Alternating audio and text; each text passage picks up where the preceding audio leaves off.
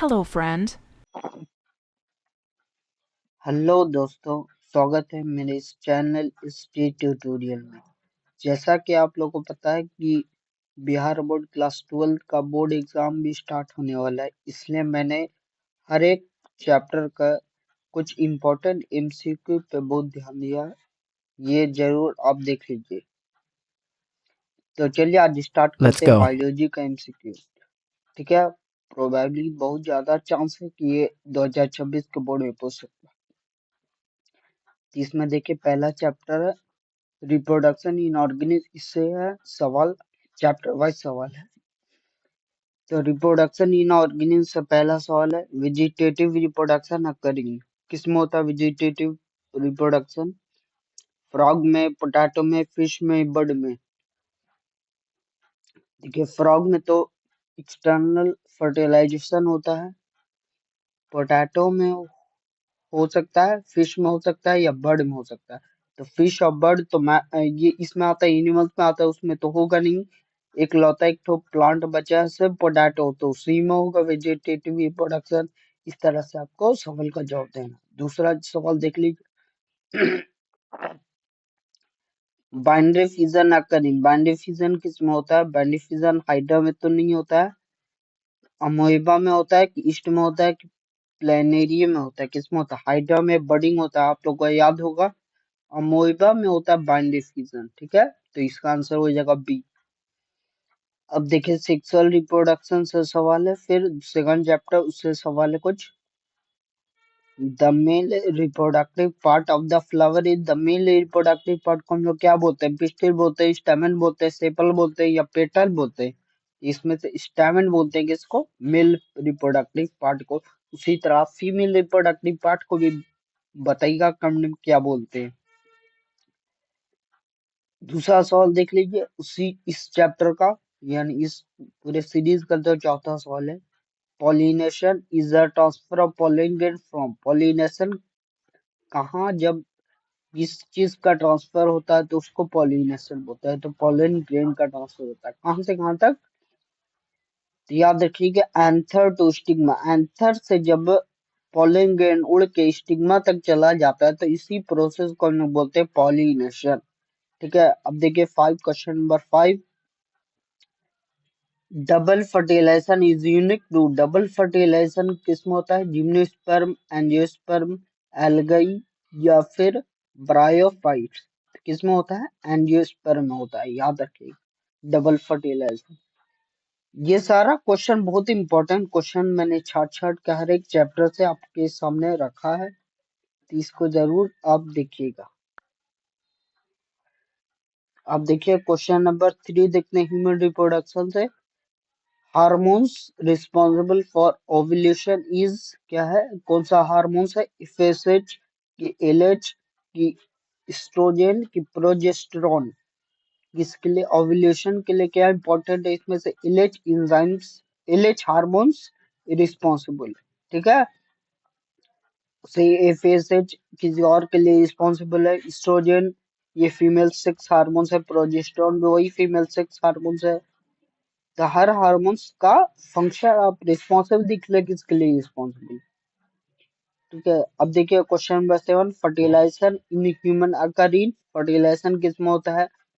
Uterus में, fallopian tube में, ovary में, या सर्विक्स में? तो फर्टिलाइजेशन किसमें होता है? ट्यूब में होता है, जिसको हम लोग क्या बोलते हैं? Fallopian tube.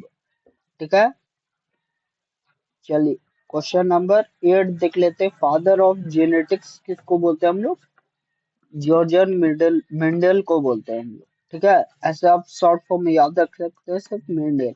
तो फादर ऑफ जेनेटिक्स किसको बोलते हैं? मेंडल को बोलते हैं, मेंडल। ठीक है, मेंडल एक मॉन्क थे, इनके बारे में आप कहानी सुने होंगे, बहुत ही इंटरेस्टिंग कहानी है। ये एक मॉन्क थे, उनको इतना सबसे लेना देना नहीं था, फिजिक्स बायोलॉजी सबसे, लेकिन इसके इसके बारे में पूरा कहानी है इस चैप्टर में, सुने होंगे आप। क्वेश्चन नंबर 9 इसमें देखिए, एक cross between pure tall and pure dwarf, यानी प्योर टॉल और प्योर डॉर्फ के बीच में जब क्रॉस होता है तो एफ वन जनरेशन में क्या होता है? ऑल डॉर्फ पैदा होते हैं कि ऑल टॉल पैदा होते हैं, कि टॉल और डॉर्फ में 1:1 होता है, टॉल और डॉर्फ में 3:1 होता है। तो ये होता है डी। टॉल और डॉर्फ का रेशियो होता है 3:1। अब देखिए अगला question, the ratio of monohybrid cross. Monohybrid cross का दो क्रॉस होता है, एक मोनोहाइब्रिड एक डाइहाइब्रिड, तो उसका रेशियो आपको याद रखना है। तो मोनोहाइब्रिड क्रॉस का रेशियो क्या होता है? 1:2:1। ठीक है, मोनोहाइब्रिड का। अब देखिए question number 11, DNA is made up of repairing unit called. DNA किसका बना होता है? एमिनो एसिड का तो नहीं बना होता, किसका बना होता है? न्यूक्लियोटाइड का बना होता है। जैसे कि आप लोग को पता होगा AGTC, एडिनिन, ग्वानिन, थाइमिन और साइटोसिन, इसी का बना होता है, याद रखिएगा। और डबल बॉन्ड किसके किसके बीच में? ए और टी के बीच में, और ट्रिपल बॉन्ड जी और सी के बीच में होता है, याद रखिएगा। Basic pairing of DNA is, basic pairing अभी हम बताया क्या होता है, AUGC, ये डीएनए, और AGTC इसमें बताया था। आरएनए और डीएनए में क्या फर्क है? सिर्फ यही यू का फर्क, तो AUGC हो जाएगा इसमें। अब देखिए अगला सवाल 13, पीसीआर स्टैंड फॉर। पीसीआर का मतलब क्या होता है? तो पीसीआर मतलब polymer chain, polymerize chain reaction. PCR को पॉलीमर चेन रिएक्शन मत कर दिएगा, पॉलीमेराइज चेन रिएक्शन होता है। अब देखिए respiration enzymes are also called. Respiration enzymes को हम लोग क्या, रिस्ट्रिक्शन एंजाइम्स को हम लोग क्या बोलते हैं? रिस्पिरेशन इज रिस्ट्रिक्शन एंजाइम्स को हम लोग क्या बोलते हैं? रिस्ट्रिक्शन एंजाइम्स का कौन लोग बोलते हैं? Molecular scissor. ठीक है, सीजर का काम ही होता है काटना, तो रेस्ट्रिक्ट करने का एंजाइम्स को बोलते हैं मॉलिक्यूलर सीजर को बोलते हैं। ठीक है, अब देखिए question number 15, the study of ecosystem. Ecosystem की स्टडी को हम लोग क्या बोलते हैं? इकोलॉजी, इकोलॉजी बोलते हैं। ठीक है, तो इसका आंसर हो जाएगा बी। ठीक है, 15 का बी। अब 16 देख लीजिए, organism that prepare their own food are called. अपना खाना खुद बनाते हैं, कौन बनाते हैं? प्रोड्यूसर बनाते हैं। दूसरी पर डिपेंड होते हैं कौन? कंज्यूमर। तो कंज्यूमर तो नहीं होगा यहाँ पे, ओन फूड बोल रहा है तो प्रोड्यूसर हो जाएगा सवाल का जवाब। अब 17 देख लीजिए, pyramid of energy is always inverted होता है कि अपराइट होता है? क्या होता है? तो अपराइट होता है पिरामिड।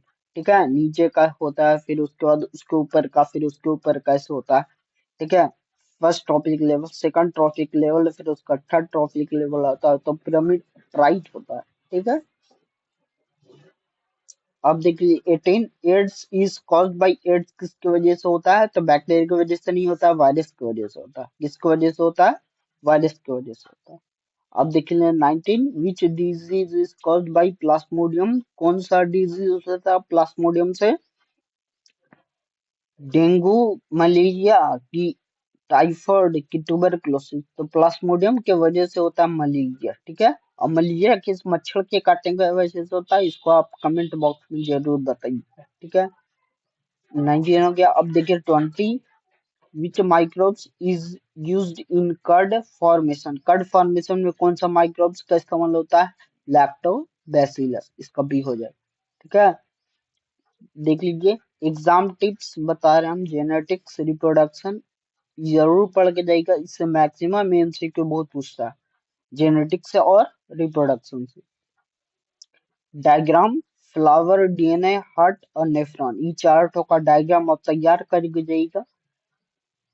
फिर remember ratio, scientific hormones, ratio बताया था, मोनोहाइब्रिड क्रॉस का रेशियो, डाइहाइब्रिड क्रॉस का रेशियो, ये सब याद रखना आपको। कुछ हार्मोन्स के नाम याद रखना है, जैसे male sex hormone testosterone, female sex hormone estrogen या प्रोजेस्टेरॉन, सब याद रखना है आपको। फिर लास्ट है इकोलॉजी, एमसीक्यू और direct and easy mark. Ecology से जो लास्ट चैप्टर इकोलॉजी है, इससे डायरेक्ट एमसीक्यू पूछता है और बहुत आसान होता है। तो इकोलॉजी वगैरह तो इतना उतना टेंशन नहीं है, जेनेटिक्स रिप्रोडक्शन ज्यादा बढ़ के जाएगा। आई होप आपको समझ में आएगा। लेकिन इस वीडियो का लाइक्स अगर का टारगेट हम रखते हैं 200 लाइक, तो 200 लाइक्स अगर आप पहुंचा देंगे तो मैं आपसे वादा करता हूँ कि जैसे आज बायोलॉजी का क्या उसे ही कल फिजिक्स का, फिर केमिस्ट्री का जरूर करेंगे हम लोग एमसीक्यू। Goodbye. जब तक